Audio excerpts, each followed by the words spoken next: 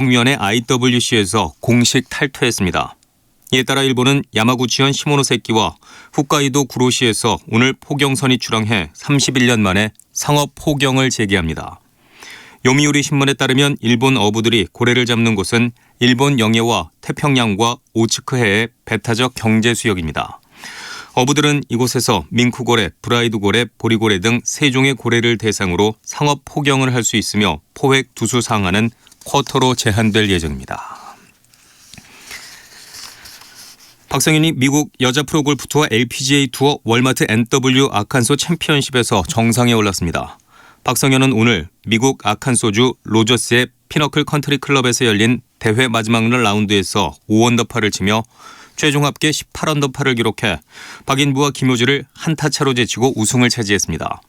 올해 LPGA 투어 2승째를 올린 박성현은 LPGA 투어 통산 7승과 함께 세계 랭킹 1위 자리에 복귀했습니다. 오늘부터 버스와 방송, 금융과 대학 등 특례 제외업종의 300인 이상 사업장도 주 52시간 근무제를 시행합니다. 특례 제외업종은 지난해 3월 근로기준법 개정으로 노동시간 제한 특례에서 제외된 업종으로 노선버스와 방송, 금융과 숙박, 음식과 주점, 연구개발 등 21개 업종입니다. 날씨입니다. 오늘은 전국에 가끔 구름이 많이 끼는 가운데 호남 지방과 경남, 제주도에는 오후까지 5에서 30mm의 비가 내리겠습니다. 비가 오는 동안 일부 지역에서는 벼락이 치고 돌풍이 부는 곳도 있겠습니다. 내일은 전국에 대체로 맑은 날씨가 이어질 것으로 보입니다. 내일 아침 기온은 전국이 15도에서 21도로 오늘과 비슷하거나 조금 낮겠습니다. 서울 지방 현재 기온 27.1도입니다. KBS 제일라디오 1시 뉴스를 마칩니다. 지금까지 아나운서 김기만이었습니다. 현재 시각 1시 5분입니다. KBS.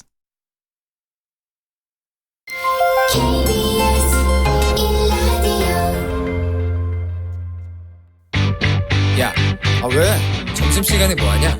자야지. 야, 그러지 말고 이거 한번 들어봐. 뭔데? 지금 당장 라디오를 켜봐. 나른한 오후 깨울 시사 토크쇼. 모두가 즐길 수 있고 함께하는 시간. 유쾌하고도 신나는 시사 토크쇼. 오태훈의 시사본부. 네, KBS 라디오 오태훈의 시사본부 2부 시작하겠습니다.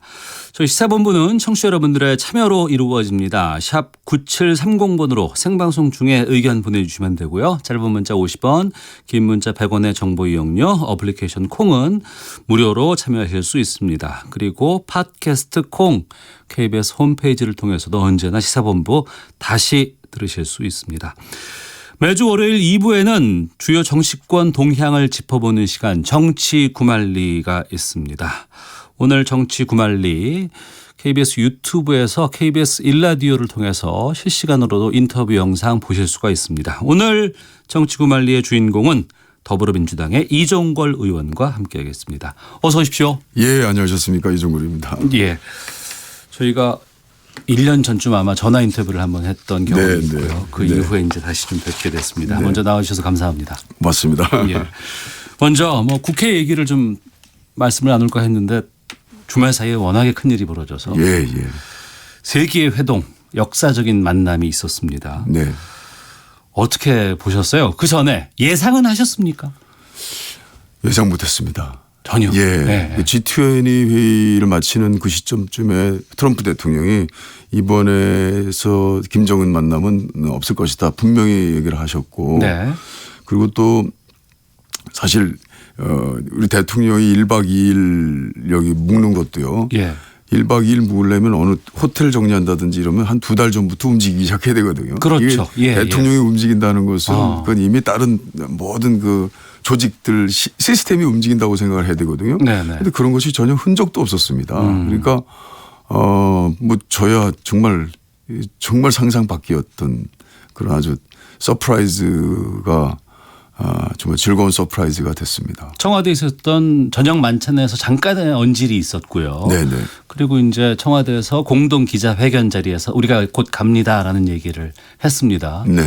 그 상황까지 그리고 군사분계선에서 만남까지 자유의 집에서의 회동까지 어떻게 보셨어요? 이미 비핵을 위해서 남북미 특히나 북미 간의 관계는 이제 어떤 의지는 결정이 됐다 이렇게 생각을 해야 될 것 같습니다. 예, 이제 예. 같은 열차를 탔다. 다만 이제 북한은 북한대로 또 미국은 미국대로 어제 그 보도를 하는 태도나 이런 걸 본다면 아직도 까칠하지 않습니까? 믿지 못하는 네네. 서로의 불신이 깔려 있고 또 어떤 절차를 밟는 데 있어서 서로 양해 없이 이루어져야 되는 것, 양해해야만 되는 것들이 또 깔려 있습니다. 네. 북한을 보면은 그동안 몇십 년 동안 핵을 위해서 줄다름 쳐온 그 군부라든지 기타 그 이해관계 세력들이 있을 것입니다. 예. 김정은이 아무리 경제 개방, 개혁 개방을 위해서 이것을 우선시하려고 한다 하더라도 여러 가지 검증 단계 또 반대에 대한 어떤 의견의 무마 이것들이 있어야 될 거라고 생각합니다. 네.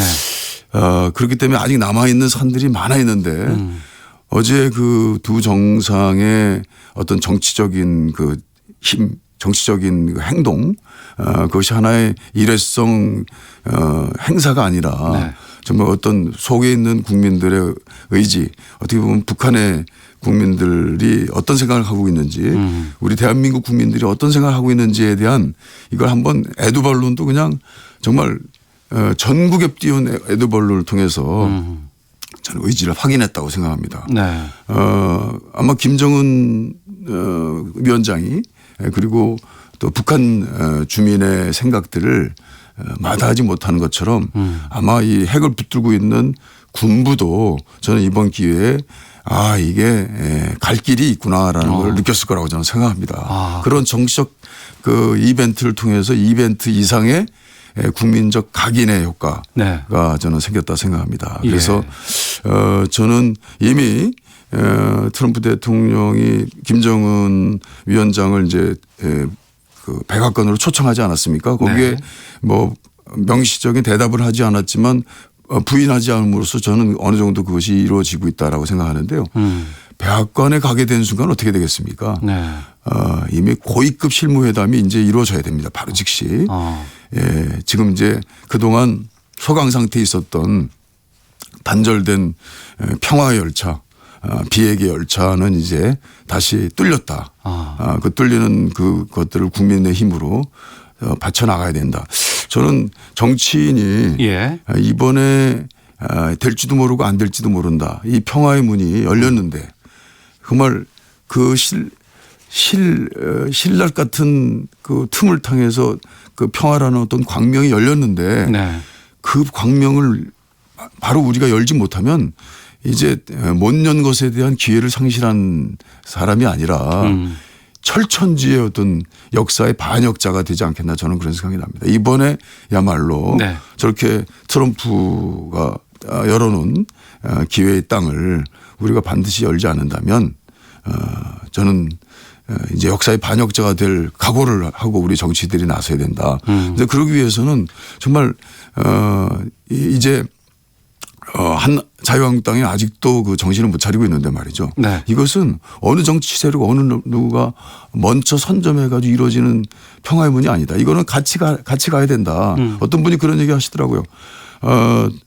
트럼프가 그 미국 사람들이 철천지 왼수라고 생각하고 괴물이라고 생각하는 김정은을 저렇게 네. 앞장서서 용서하고 문을 여는데 지금 이 문제에 그야말로 난관이 되고 장애가 되고 있는 어떤 정치인들 뭐 예를 들면 과거에 박정희 대통령의 독재라든지 네. 이승만 대통령의 분단의 어떤 책임이라든지 뭐 이런 것들을 침소봉대하면서 우리가 문을 닫았던 것까지 이제 재평가해서 예. 김정은 위원장도 용서하는데 그건 이제 자유한국당 방식의 예. 해법입니다만 그러니까 그 부분을 제가 좀 바로 말씀드릴게요. 최고위원회의에서 오늘 몇 가지 입장들이 나왔는데 먼저 손학규 바른미래당 대표는 대한민국 영토 내에서 이루어진 회담에 대해서 대한민국 대통령이 역할도 존재도 없었다라고 얘기를 했고 황교안 자유한국당 대표는 북한의 통미봉남과 미국의 자국 우선주의 사이에서 또 다른 심각한 위협에 직면할 수 있다는 측면에서 회담에 문 대통령이 참석하지 못한 것이 대단히 아쉬운 부분이다. 이런 지적들을 했거든요. 여기에 대해서 좀 말씀을 좀 부탁드리겠습니다. 예. 그거는 좀 단견이라고 생각합니다. 네. 오히려 문재인 대통령이 스스로 같은 자리에 있으면서 빠져줌으로써 이 남북미의 새 정상의 입장을 우선 북미에 앞장서게 함으로써 오히려 이것들을 더 촉발시키고 증진시켰다라고 하는 생각을 어느 국민들이 안 하시겠습니까? 예. 예전에 우리 94년도에 제네바 협정과 경수로 협정을 했을 때 그때 김영삼 대통령은요, 우린 난 그런 거 안 한다 해서 상관 안 한다고 그랬어요. 그래가지고 클린턴과 그때 갈루치인가요? 갈루치가 와서 제네바 협정을 해가지고 경수로 하나 져주는데 7대 2대 1. 그때 일본도 2를 부담하고 네. 미국이 1 부담하고 우리가 7을 부담했죠. 그때 김영삼 대통령이 공식적으로 우리는 이런 우리와 뜻과 관계없는 남북의 문제들은 내가 직접 나서지 않겠다라고 해도 어떻게 됐습니까? 결국 끌려가지 않았습니까? 네. 지금 문재인 대통령은 이 자리에 주도자이고 이 자리를 만들어낸 장본인입니다. 그렇지만 본인 스스로가 겸손하게 이 성과를 북미에게 돌림으로써 네. 이 문제의 진정한 주도자임을 우리 국민들한테 보여주신 거죠. 저는 이번에 사실 거꾸로 얘기하면 네. 문재인 대통령의 앞장서서 자기 정치 성과를 보이기 위해서 막 앞에서 이렇게 하지 않은 것, 그것이 이번 남북미 정상회담, 북미 정상회담의 네. 백미다 이렇게 생각을 합니다. 알겠습니다. 물 한 잔 드시고요. 목이 좀 많이 지금 잠기시는 것 같은데. 네. 자, KBS 1라디오에서 더불어민주당 이정걸 의원과 함께 말씀 나누고 있습니다. 정치구말리 유튜브를 통해서도 보실 수 있다는 것 알려드리겠습니다. 84일 만에 국회가 정상화됐습니다. 네. 반쪽 국회의원은 말과는 달리 자유한국당까지 의원총회 추인을 받아서 상임위에 이제 복귀를 했는데요. 하지만 막판 변수는 상당히 많이 남아 있는 것 같습니다. 예, 예. 먼저 한 번은 추인을 거부했었잖아요, 자유한국당이.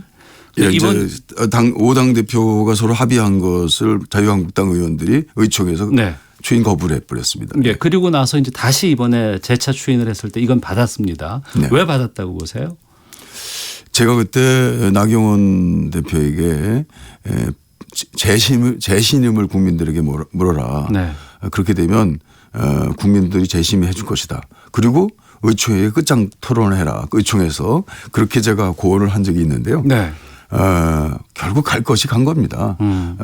그때 자유한국당 의원들이 자기들의 권한과 자기들의 주체가 보이지 않는다라고 해서 이제 추인 거부를 했지만 네. 그것은 정치적 하나의 과정상의 제스처라고 저는 생각합니다. 그래서 결국 갈 수밖에 없었던 이제 이것을 우리 국민들이 보여줬고 그래서 네.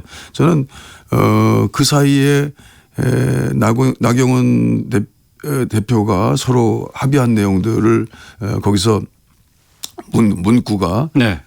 무슨 합의의 정신에 따라서 처리한다라도 한 그 문구 하나 가지고 그렇게 한 것을 가지고 이거 옹색한 자유한국당의 그 추인 불가라는 사실에 직면했는데요. 네. 결국 어떻게 됐습니까?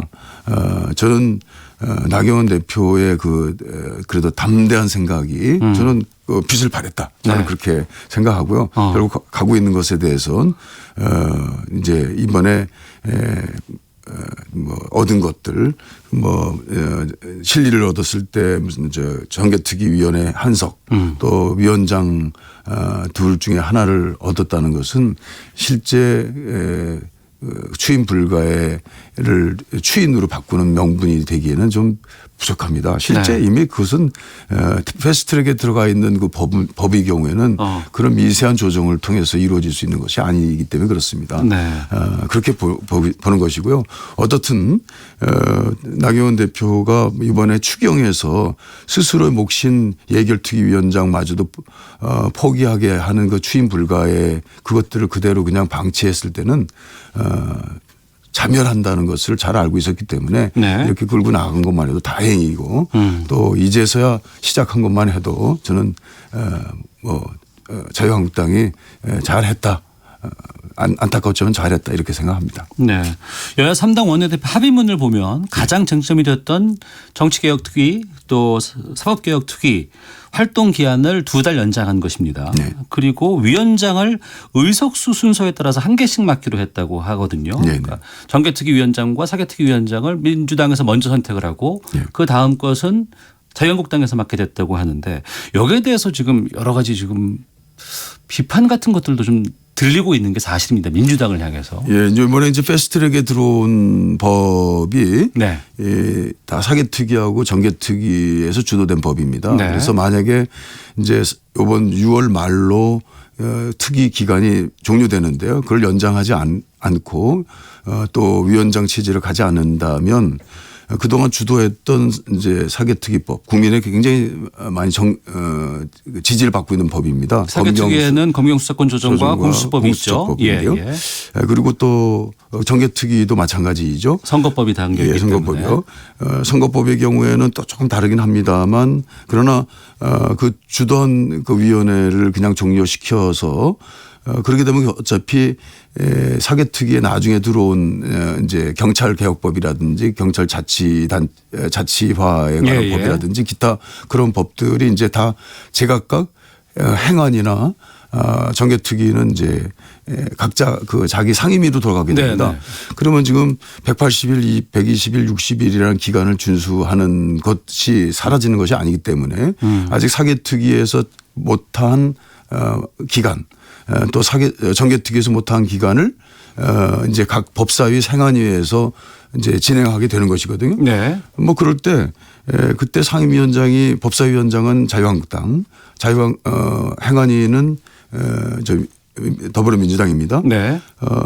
그곳에 무슨 토론을 하면서 몇 가지 그 법을 개선할 수 있는데 그것은 합의에 의하지 않는다면 그러면 기간만 지나가면 본회의로 올라가는 건 마찬가지입니다. 예. 그래서 저희 이번에 그 행안위는 더불어민주당이고 그리고 사개특위는 그리고 법사위는 이제 자유한국당이기 때문에 네네. 만약에 그것이 기간 연장이 안 됐을 때 각 상임위로 갈 때 자유한국당과 더불어민주당으로 각각 대별돼 있는 위원장 체제를 그대로 그렇게 가보자라고 하는 것. 그러니까 네. 말하자면 반반 나누게 한 것이죠.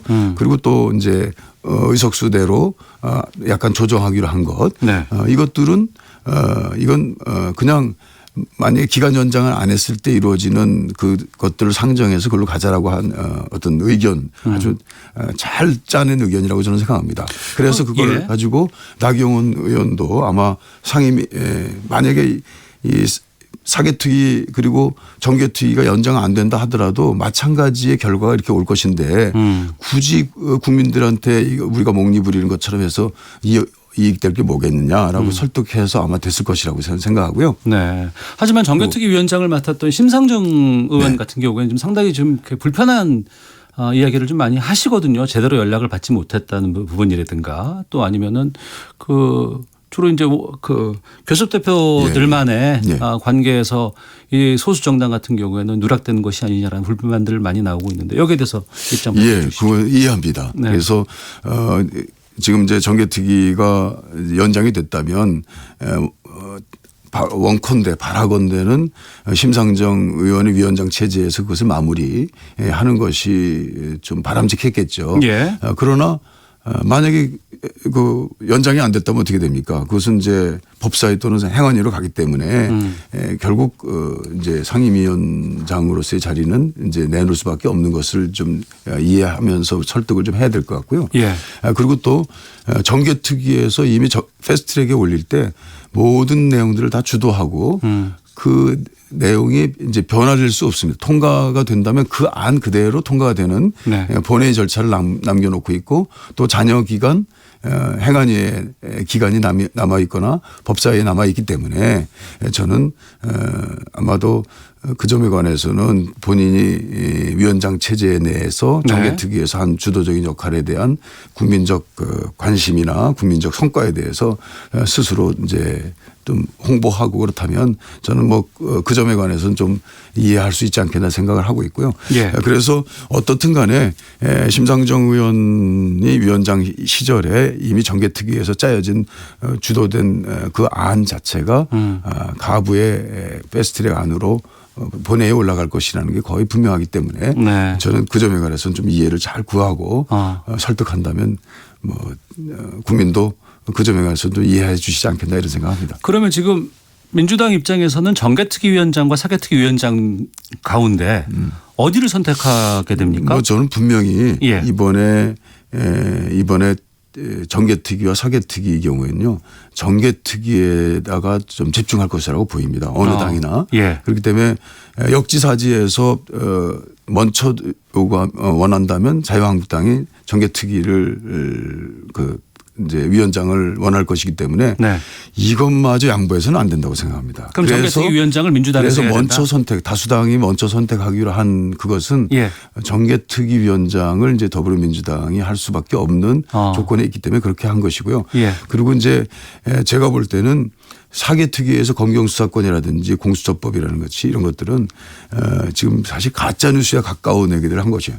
공수처법은 지금까지 검찰이 강한 사람한테 약하고 네. 약한 국민들한테는 그 모든 권한을 행사했다라고 하는 국민적 반대가 그런 평가가 있지 않았습니까? 네네. 그래서 사실 공수처법의 위원장이 대통령이 임명하는 것이 아니고 7대 5 그러니까 예. 7명 중에서 5명 정도가 찬성해야만 될 수 있는 그 위원들 선정권에는 야당도 포함이 돼 있거든요. 네. 그래서 제가 볼 때는 2명만 반대하면 안 된다는 것을 보게 되면 그것은 아마도 자유한국당의 비토권이 사실상 있는 네. 야당의 비토권이 있는 것이죠. 그렇기 때문에 그 위원장 선정권 가지고 자유한국당이 주장한 것은 그렇게 적절치 않고요. 예. 그리고 또 공수처법 내용에 있는 것을 본다면 대통령을 포함한 지금 현재 가장 고위 공직자로서 지금까지 검찰 경찰의 수사망에 좀 약한 고리가 됐다고 생각하는 그 등이 다 들어 있습니다. 그렇기 네. 때문에 이 공수처법은 굉장히 국민들이 찬성도가 높은 법이거든요. 그런 법과 검경수사권도 마찬가지입니다. 예, 지금까지 검찰 중심의 내용의 한 7, 80% 수사권을 사실상 경찰에 넘기는 그런 내용인데 그 내용은 사실 자유한국당이 강하게 주장해 봐야 어떻게 크게 많이 변화할 것들이 없다고 생각합니다. 그래서 민주당이 정개특위위원장을. 그렇죠. 이번에 두 가지 특위 중에서 예, 예. 우선 쟁점이 될 수 있는 집중해야 되는 특위는 정개특위이기 때문에 정개특위를 당연히 더불어민주당에서 갖게 될 것이고 그 네. 집중적으로 이번 이후의 라운드는 진행될 것이다 이렇게 생각합니다. 알겠습니다. 의원총회에서 결정하나요, 이것은? 아마 의총에서 의견을 받을 것입니다. 받을 것이고 아마 결국 의총에서 의견이 좀 분분하겠습니다만 네. 지도부에 원내대표 지도부에 아마 최종적인 것들은 맡기지 않겠나 알겠습니다. 이렇게 생각합니다. 자, 정치구말리 더불어민주당 이정걸 의원과 함께하고 있는데 청취자 8345님 자유한국당이 남북관계 관련해서 내놓은 논평들을 보면 평화와 번영보다 긴장과 냉전을 부추긴 듯합니다. 남북관계는 정치적으로 이용하지 말아주세요라고 의견 주셨고 최영식 님도 대한민국 땅에서 회담을 하는데 끼지도 못한 건 매우 아쉽습니다. 문재인 대통령도 함께했으면 좋았을 것 같습니다라는 의견도 일부 보내주고 계십니다. 정치 관련해서 몇 가지만 좀 질문 드리고 마무리를 해야 될 것 같습니다. 예. 지난번에 그 의원, 그러니까 원내대표 간의 합의문을 추인 거부한 가장 근본적인 원인으로 지적된 것 가운데 네. 그 자유한국당 패스트트랙 과정에서 고소고발 문제가 좀 불거졌습니다. 네, 네. 아마 이제 곧 줄 소환이 좀 이어지지 않을까 정치인들에 대해서 이런 뭐 전망도 나오고 있는데 이건 어떻게 해야 된다고 보세요? 뭐 사실 저도 고발됐습니다. 그래서 예. 제가 왜 조사 안 하느냐 나 먼저 조사해라라고 그 경찰청장한테 얘기를 했습니다만 예. 눈치 보면 안 됩니다. 이거는 원칙대로 해야 됩니다. 네. 그 수년 전에 이 국회법에 이 선진화법이라는 내용을 집어넣으면서 그때 결단한 게 있습니다. 네. 그 이전에 뭐 입법방해, 입법방해도 철저히 평화적으로 할 수 있도록 하는 국회 폭력을 몰아내는 내용으로서 선진화법을 그때 합의한 것은 굉장한 진통이었습니다. 네. 사실 저도 원내대표 때요. 박근혜 정부에서 그렇게 법을 몰아치는데요. 정말 어떻게 할 도리가 없어요. 당시 2016년이었죠. 그렇습니다. 예. 그래서 제가 가장 강력한 박근혜 대통령의 그 법 하나에 대해서는 필리버스터 무제한 토론을 제기해 가지고 그때 사실 평화적인 입법 방해를 통해서 국민들이 굉장히 박수도 보내주지 않았습니까? 예. 그런 일도 한 번 했는데 이 입법 방해를 한다면 그런 방식으로 했어야죠. 예. 정면으로 이 동물국회를 만들 수 없다라는 것이 국민 뜻이기 때문에 이것은 국민의 뜻대로 지금까지의 폭력국회를 만든 장본인에게는 일벌 네. 정말 그 예외 없이 하겠다라고 하는 것이 그때 당시 선진화법의 취지였기 때문에 네. 이 내용을 잘 알아야 됩니다. 그래서 소환해서 한 행위 그리고 했던 모든 것들에 대해서는 모조리 이제 아마 뭐 동영상 촬영도 다 돼 있을 테니까 네. 철저히 조사해서 이에 대한 응분의 조치를 해야 된다고 생각합니다. 그것이 지금 그동안 몇 년 동안 그야말로 그 평화국회 동물국회를 막은 선진화법을 이렇게 완전히 몰각시켜버린 네.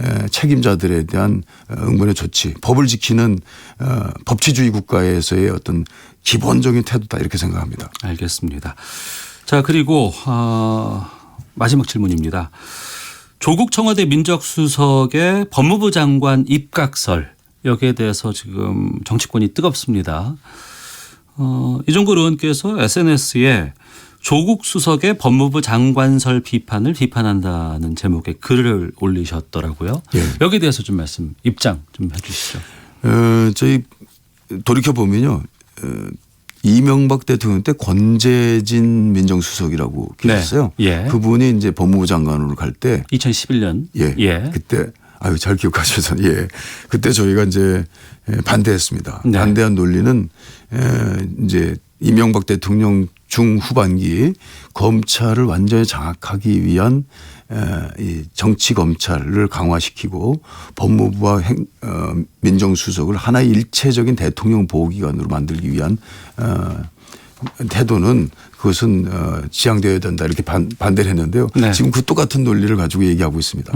권재진 수석은 검찰에서 30년 동안 쭉 해온 그야말로 정치 검찰이 아주 전형인 분입니다. 그분이 네. 민정수석을 하고 있었거든요. 예. 조국은 검찰을 해본 적이 없는 분입니다. 그리고 교수였었죠. 예. 정치 검찰을 수장으로서 민정수석 때 검찰을 거의 지휘해서 사정과 사찰을 해온 최고의 헤드가 바로 권재진 수석이었던 건데 네. 조국 수석은 어떻습니까? 지금 조국 수석은 민정수석 하면서 지금 검경수사권 조정이라든지 공수처법이라든지 사법개혁을 총괄하는 이제 우두머리로서 역할을 했습니다. 네. 이 조국 수석이 검찰을 장악한다는 것은 국민들이 믿지 않고 있죠. 뭐 그건 당연한 것이고요. 법무부에 가서 지금 그 해놓은 내용들을 완성하는 하나의 헤드로서 네. 법무부 장관이 사법개혁 법무장관이 되라고 하는 미션을 저는 받았다고 생각한다면 그거야말로 완전 윈윈하는 구조이다. 그리고 지금까지 이제 이명박 대통령 때 그 정치검찰이라든지 예. 기무사라든지 마무리해 주셔야 돼요, 국정원 이제. 예. 이런